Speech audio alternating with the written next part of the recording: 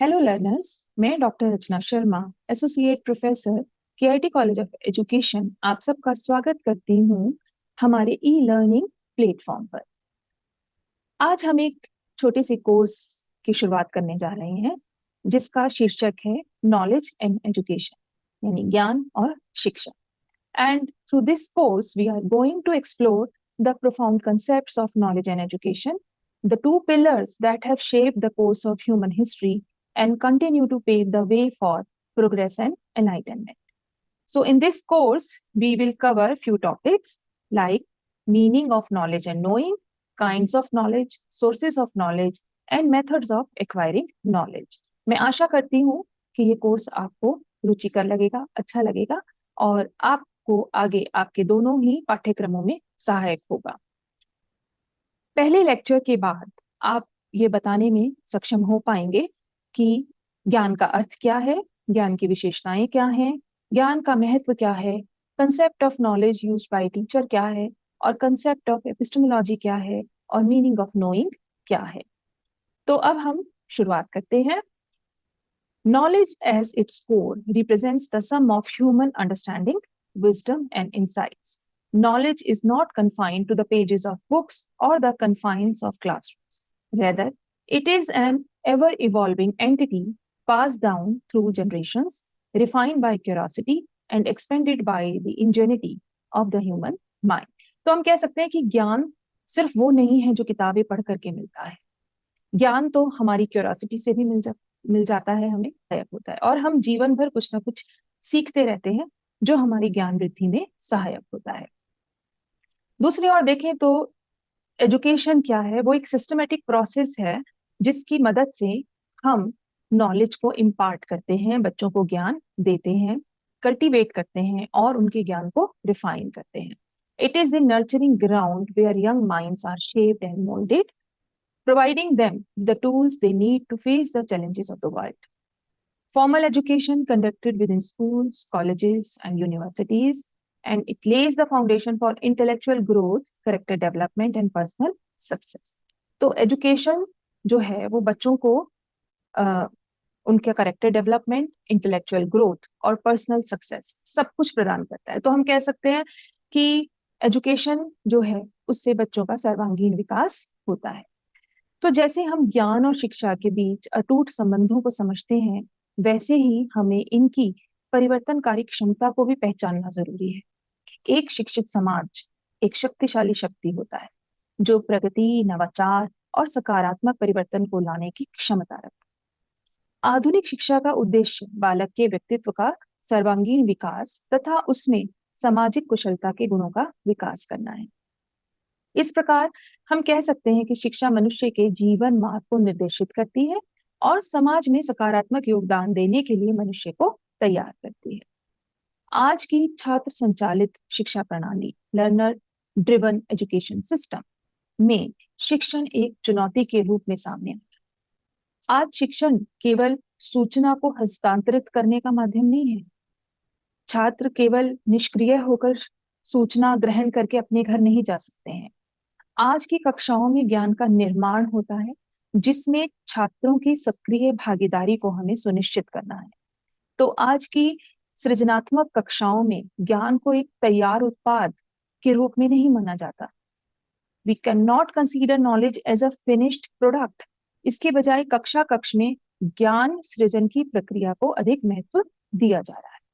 अतः नई पीढ़ी को गुणवत्तापूर्ण शिक्षा प्रदान करना, उनके सर्वांगीण विकास, उनके अस्तित्व और सबसे महत्वपूर्ण हमारे देश के विकास के लिए ये सब बहुत महत्वपूर्ण है।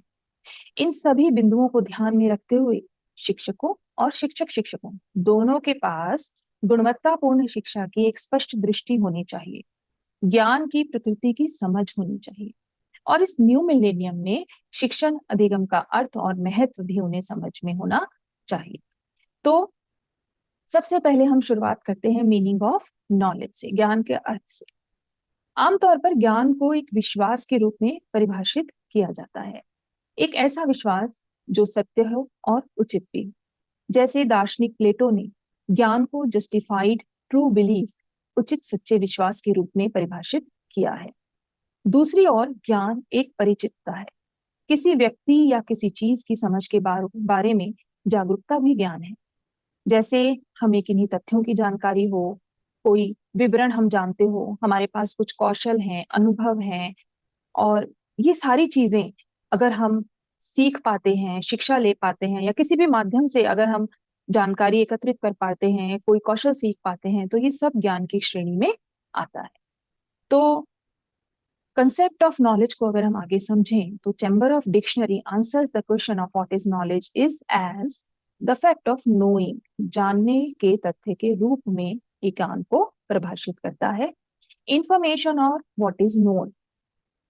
और आगे चैम्बर ऑफ डिक्शनरी कहता है कि the whole of what can be learn or found out, वह सब कुछ जो कुछ सीखा या पाया जा सकता है वह सब ज्ञान है। तो हम कह सकते हैं कि नॉलेज क्या है? जो ज्ञात है, आश्वस्त विश्वास है, सूचना है, निर्देशन है, ज्ञानोदय है, सीखना भी ज्ञान है, व्यवहारिक कौशल और परिचितता भी ज्ञान है। So it can be concluded that knowledge is the accumulation of facts and information. Now let us learn the characteristics of knowledge. Knowledge is like a wealth for humans. The more he gets, the more he craves. तो ज्ञान मनुष्यों के लिए धन की तरह है। जितना अधिक हम उसे प्राप्त करते हैं, हम उतना ही अधिक और उसको चाहते हैं। ज्ञान का कभी क्षय नहीं होता, और एक बार प्राप्त ज्ञान अपनी तत्कालिक सीमाओं से परे प्रकाश डालता है। तो हम कुछ सीख लेते हैं तो वो हमारे नए ज्ञान के सृजन में हमारी मदद करता है। Information is the source of knowledge, and the word knowledge implies three things: truth, proof, and conviction. तो facts and values are the basis of the structures of knowledge. तो तथ्य और मूल्य ज्ञान की संरचनाओं का आधार है। तथ्य और मूल्य ज्ञान की संरचनाओं का आधार है। नॉलेज इज बाउंडलेस, ज्ञान असीम है और ये प्रदान करने के लिए ही मौजूद है। जो भी कुछ हमारे पास ज्ञान है वो हमें दूसरों को इम्पार्ट करना ही चाहिए, देना ही चाहिए। हम जानते हैं हमारे वैदिक एजुकेशन में ये सिखाया जाता है कि जितना हम दूसरों को ज्ञान बांटेंगे, हमारे ज्ञान में उतनी ही वृद्धि होती जाए। आगे हम देखते हैं कि ज्ञान का महत्व क्या है। What is the importance of knowledge? Knowledge is not truth, truth is inferred on the basis of available knowledge. ज्ञान सत्य नहीं है, उपलब्ध ज्ञान के आधार पर सत्य का अनुमान लगाया जाता है। दर्शन द्वारा प्रमाणित ज्ञान शिक्षा के पाठ्यक्रम में प्रवेश करता है। शिक्षण के तरीकों और तकनीकों के आधार से ज्ञान के निर्माण के लिए दर्शन द्वारा बताई गई कुछ शिक्षण विधियां हैं जिनका प्रयोग शिक्षक अपनी कक्षा में बच्चों को पढ़ाने के लिए करता है। तो हम कह सकते हैं कि दर्शन जो है उसने जिस ज्ञान को प्रमाणित किया, यानी दर्शन द्वारा जो भी प्रमाणित ज्ञान है वो ही शिक्षा के पाठ्यक्रम में होता है, और दर्शन ही शिक्षा शिक्षण के तरीकों के बारे में हमें बताता है। कौन सी शिक्षण विधियां हमें कक्षा में प्रयोग में जानी चाहिए। और इसके अलावा शिक्षा के उद्देश्य और लक्ष्य भी दर्शन ही हमें बताता है, और लक्ष्य और उद्देश्यों के साथ साथ मूल्यांकन के उपकरणों और उपयोगों को भी निर्धारित करता है। तो इस तरह ज्ञान दर्शन शिक्षा के हर चरण में शैक्षिक प्रक्रिया की व्याख्या, मार्गदर्शन, निगरानी और सत्यापन करने में मदद करता है। तो हमने सीखा, so we have learn that the truth arrived by philosophy sets the goals and objectives of education as well as instruments and uses of evaluation. Like this knowledge helps philosophy to interpret, guide, monitor, and validating the educational processes at every stage of education. उसके बाद हम देखते हैं कि what is the concept of knowledge used by teachers. हमारे लिए concept of knowledge क्या है? बहुत वाइडली हम ये वर्ड यूज करते हैं सारे टीचर्स और जो भी पॉलिसी मेकर्स हैं, तो ये नॉलेज वर्ड बहुत ज्यादा हम लोग प्रयोग में लाते हैं। तो ये हमारे लिए क्या है? It refers to the body of information that teachers teach and that students are expected to learn. ये वो बॉडी ऑफ इंफॉर्मेशन है जो हम अपनी क्लास में पढ़ाते हैं, और हम अपने छात्रों से अपेक्षा करते हैं कि जो हमने पढ़ाया भिन्न भिन्न विषयों के रूप में, भिन्न भिन्न कंटेंट के रूप में वो उसको सीखें। तो वो अलग अलग सब्जेक्ट और कंटेंट एरिया हो सकते हैं।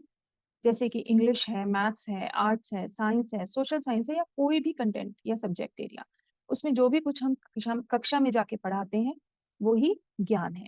तो concept of knowledge generally refers to the facts, concepts, theories, and principles that are taught and learned rather than related to skills such as reading, writing, or researching that students also learns in academic courses. तो यहाँ भी थोड़ा सा हमारे लिए ये limit हो गई कि हमने अपने विषयों का ज्ञान बच्चों को कक्षा में देते हुए जो भी कुछ तथ्य उन्हें सिखाए, सिद्धांत सिखाए हैं और प्रिंसिपल्स, कंसेप्ट्स, जो भी कुछ अवधारणाएं उन्हें सिखाई हैं, उसको हम ज्ञान मानते हैं। पर बच्चा जो इसकी अतिरिक्त रीडिंग, राइटिंग, रिसर्चिंग जैसे स्किल्स जो सीख रहा है, उसको ज्ञान की श्रेणी में नहीं रखा गया है। तो ज्ञान की अवधारणा आमतौर पर तथ्यों, अवधारणाओं और सिद्धांतों को संदर्भित करती है, जो पढ़ने, लिखने या शोध करने जैसे कौशल से संबंधित होने की बजाय सिखाए और सीखे जाते हैं, जो छात्र अकादमिक पाठ्यक्रमों में भी सीखता है। तो ये तो हुई ज्ञान की अवधारणा। उसके बाद हम आगे चलते हैं अब कंसेप्ट ऑफ एपिस्टेमोलॉजी पे, कि एपिस्टेमोलॉजी क्या है। जैसे हम सब जानते हैं कि फिलॉसफी के 3 ब्रांचेस हैं, मेटाफिजिक्स, एपिस्टेमोलॉजी एंड एक्सियोलॉजी। तो हम यहाँ पर अभी एपिस्टेमोलॉजी की बात करेंगे। It is a branch of philosophy that studies in depth the nature of knowledge, its origin, and also the limits of human knowledge. And it has its root in Greek word episteme, which means knowledge, and the English suffix logy, which means the science or study. So we can say that epistemology is the study of knowledge and methods of acquiring knowledge. It answers the general questions like what is knowing and the known, what is nature of knowledge, and epistemology deals with the cognitive process of perception, communication, reasoning, and understanding that go in formation of both theoretical as well as practical knowledge. तो जो भी हमारे cognitive processes हैं, जिसमें हम perception है, communication है, reasoning है, अंडरस्टैंडिंग है, जो जो हमें कोई भी थ्योरेटिकल या प्रैक्टिकल नॉलेज सीखने में हेल्प करता है, वो एपिस्टेमोलॉजी के अंडर आता है। It also deals knowledge as a universal matter and aims to discover what is involved in the process of knowing. तो इस तरीके से हम कह सकते हैं कि जो एपिस्टेमोलॉजी है, इसका उद्देश्य यह पता लगाना भी है कि जानने की प्रक्रिया में क्या क्या चीजें शामिल हैं। इसको और अधिक अगर हम समझें एपिस्टेमोलॉजी को, तो इसमें knowledge here signifies theoretical as well as practical understanding of a subject. Major areas dealt in epistemology include nature of knowledge and its philosophical analysis, relationship of knowledge and belief, justification and truth, sources of knowledge, scope of knowledge, and problems of skepticism. Now, logic is a branch of epistemology that deals with the tools and methods of acquiring knowledge and truth. तो इस तरह से logic जो है वो भी epistemology की एक ब्रांच है, जो हमें ये सिखाता है कि कौन कौन से टूल्स और मेथड्स हो सकते हैं नॉलेज और सत्य को जानने के लिए। तो इस लेक्चर का जो लास्ट सब टॉपिक है वो है meaning of knowing. Meaning of knowing है यानी जानना, मतलब जो भी हमें मालूम है, whatever knowledge we are possessing, या whatever information we have, या whatever understanding we have, that comes under knowing. जैसे हमें पता है कि अगर हमें एक स्थान से दूसरे स्थान, या जैसे कि हमें पता है कि हमें अगर दिल्ली से गुरुग्राम जाना है तो कितना समय लगेगा, वो भी एक तरीके की नोइंग है। हमें पता है कि ट्रांसपोर्टेशन कॉस्ट कितनी आएगी, तो वो भी एक तरीके की नोइंग है। तो नोइंग जो है उसका अर्थ यही है कि हमारे पास अगर कोई जानकारी है, कोई ज्ञान है, या कोई अंडरस्टैंडिंग है, तो या किसी भी चीज को लेके फेमिलियरिटी है, या हमें किसी भी चीज को लेके अवेयरनेस है, वो सब नोइंग में आता है। तो हम ये भी कह सकते हैं कि it points towards the meaning of knowledge is solid faith. It points toward knowing, giving directions, expressing oneself, learning and being adept in doing an activity. Truth, belief, and justification are the 3 keys element in knowledge. Hence, knowing can be described as a mental state similar to but different from believing. According to Swami Vivekanand, knowledge can only be got in one way, the way of experience. There is no other way to know. Cognitive processes involved in knowing are perception, communication, reasoning, and understanding, analysis and synthesis. Knowing, according to Babar, is a reflective, critical, and free thinking activity in a historical perspective. तो ये कुछ private knowledge भी हो सकती है, कुछ अगर हम कहीं हमारे पास कुछ क्लेवर अवेयरनेस है, अगर कोई व्यक्ति आपके सामने कुछ क्लेवर अवेयरनेस शो करता है या रिसोर्सफुलनेस शो करता है, तो वो सब कुछ नोइंग में आता है। तो ये जो है हमारा अर्थ हुआ कि what is knowing means possessing knowledge, information और understanding. So at this point this our lecture 1 is ended here, and in the next lecture we will learn about kinds of knowledge. Thank you so much.